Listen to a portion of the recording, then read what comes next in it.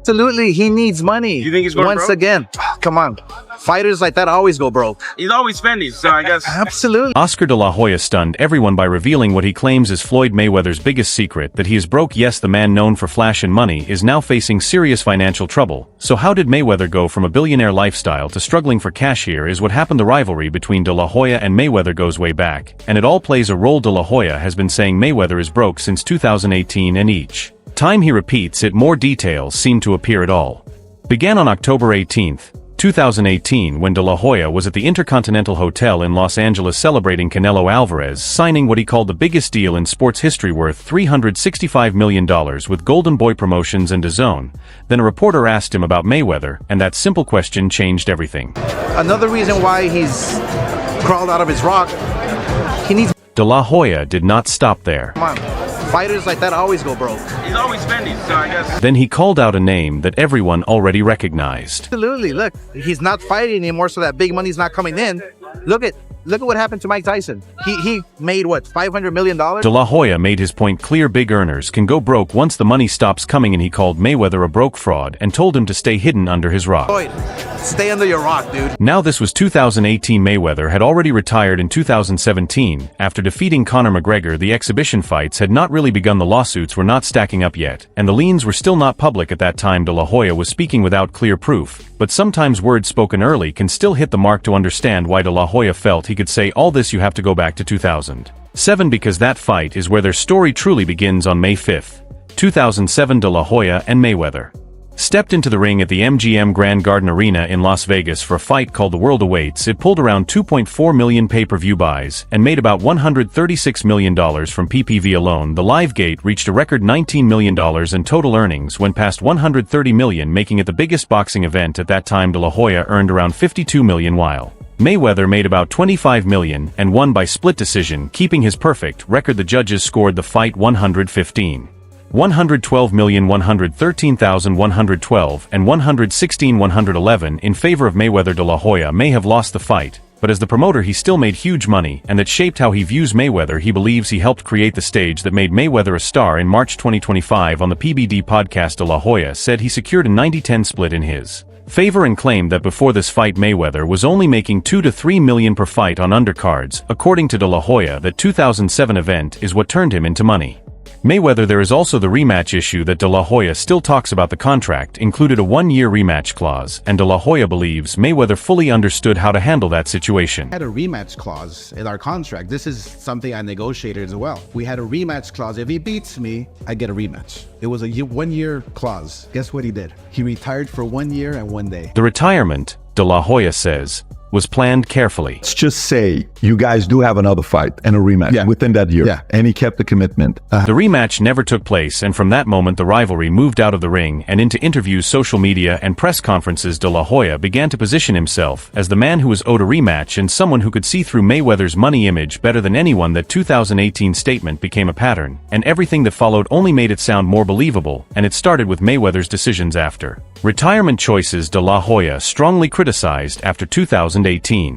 De la Hoya kept watching, and Mayweather kept giving him reasons to comment. By 2024, Mayweather was fully involved in exhibition fights. These were matches with no official record, no sanctioning body, and no impact on his 50-0 legacy. He fought Logan Paul and other influencers, and in August 2024, he faced John Gotti III in Mexico City. What happened there gave de la Hoya a new talking point. The fight was unsanctioned and not officially scored, and it ended with crowd chaos and no official result. De la Hoya reacted on Instagram on August 31st. 2024, he claimed that in the second round Mayweather even had the referee replaced because he did not agree with warnings about punches behind the head. According to de la Hoya, Floyd was used to getting his way with referees, and this time he could not control the situation. Then changed his tone slightly and said, "Floyd, you are 50 years old, you are a legend, and I have defended you many times, but you need to stop embarrassing yourself with these exhibitions. I understand life can be expensive, but you should protect your legacy." Instead, he repeated the phrase "life is hard and life is expensive," and that line quickly became the headline for de la Hoya. This was the clearest sign yet that Mayweather's exhibitions were driven by financial pressure, not legacy. In his view, a man who does not need money does not keep taking these kinds of fights. Then in 2026, the Pacquiao situation made everything more intense. A planned rematch between Mayweather and Manny Pacquiao at the Sphere in Las Vegas was reportedly set for September 19th. 2026, but there was disagreement over the format. Mayweather reportedly wanted it to be an exhibition. De La Hoya responded in a viral clip saying, "Fight a real fight, you are still protecting your record." He added, "Yes, you are 50-0 on paper, but people know you lost." Then he brought up the 2007 fight again, saying even Mayweather's own father told him he had lost, referring to a claim De La Hoya has repeated many times, that after their fight Mayweather's father privately admitted De La Hoya was the real winner. Especially when Mayweather's father came straight at me and he goes, "Oscar, you beat my son." Whether that conversation happened exactly as described is something only the people present truly know, but De La Hoya has repeated the story many times and continues to use it whenever the rivalry comes back into focus. The 2026 Pacquiao situation also gave him another chance to bring up the rematch clause narrative, the idea that Mayweather has often avoided high-risk fights while still taking opportunities that guarantee big money. In De La Hoya's view, the disagreement over the Pacquiao rematch format was just another example of the same pattern he has been talking about since 2011. Across 2018, 2024, and 2026, his message has stayed consistent.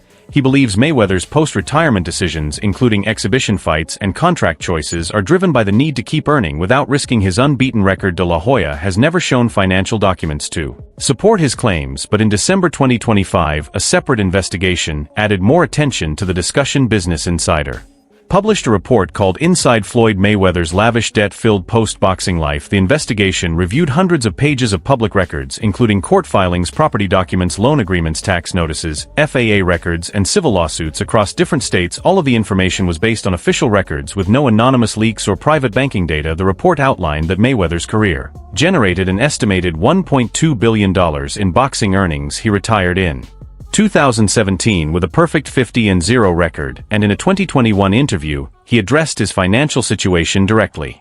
"I'm financially set. I want to let everybody know this," he said in 2021. "Every property I have is paid for. My jet, paid for. All my cars are paid." By 2024 and 2025, public records started to show a different side of the story. Loan documents filed with county offices revealed that Mayweather had taken around $54 million in financing from a specialty lender named Don Hankey through companies linked to Hankey Investment Group with an interest rate close to 9%. Mayweather's lawyer told Business Insider that this money was used to support other business ventures. Over the next year, Mayweather borrowed $54 million from him at roughly a 9% rate to fund other ventures. The collateral behind that loan is what really stands out. It reportedly included 14 residential properties owned by Mayweather or his companies, his Las Vegas strip club called Girl Collection, and even his private Gulfstream jet. The financing was cross-collateralized, meaning the loan was backed by a wide group of assets instead of being tied to single properties or individual deals. In simple terms, a large portion of the debt was secured across multiple Mayweather assets rather than separate smaller loans for each property. Loan,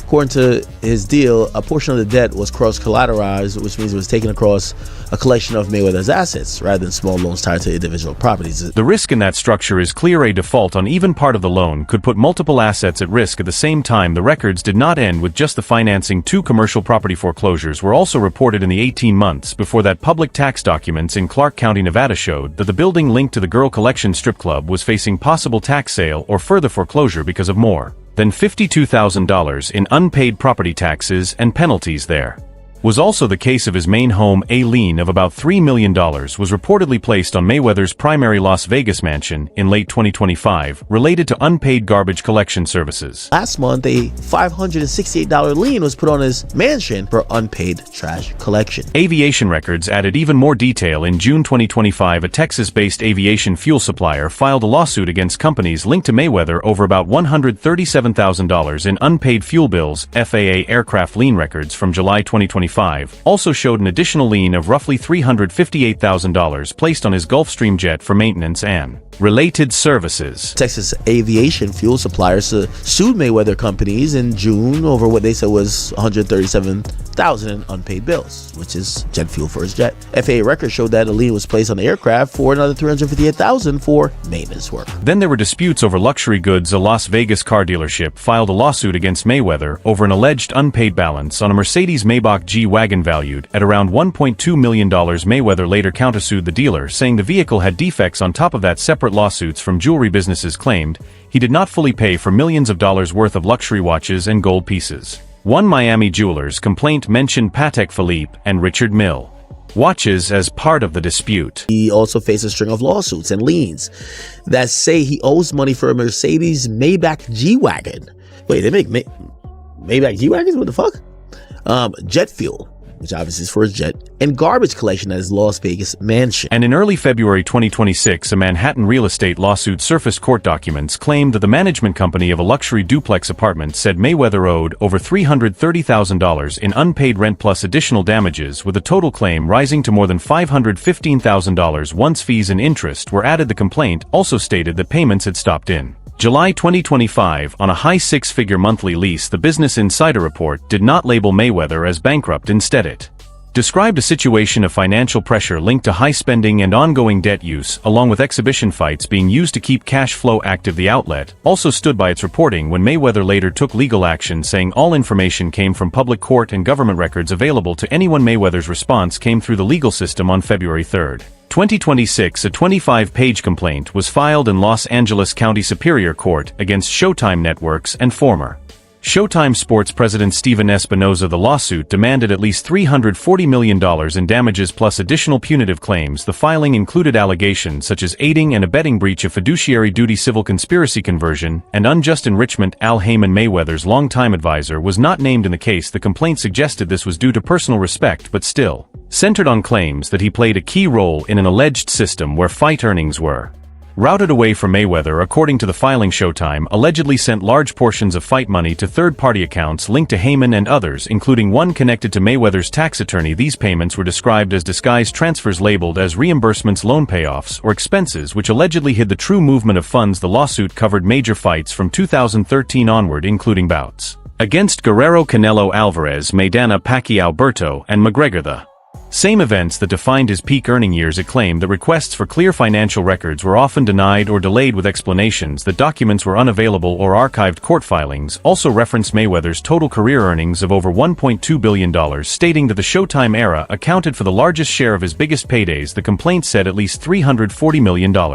had been diverted or left unaccounted for. The argument behind the lawsuit was that Mayweather's financial situation was not the result of poor choices, but of funds being taken from him by others. At the same time, Mayweather also filed a separate $100 million defamation lawsuit against Business Insider and one of its reporters over the December 2025 investigation.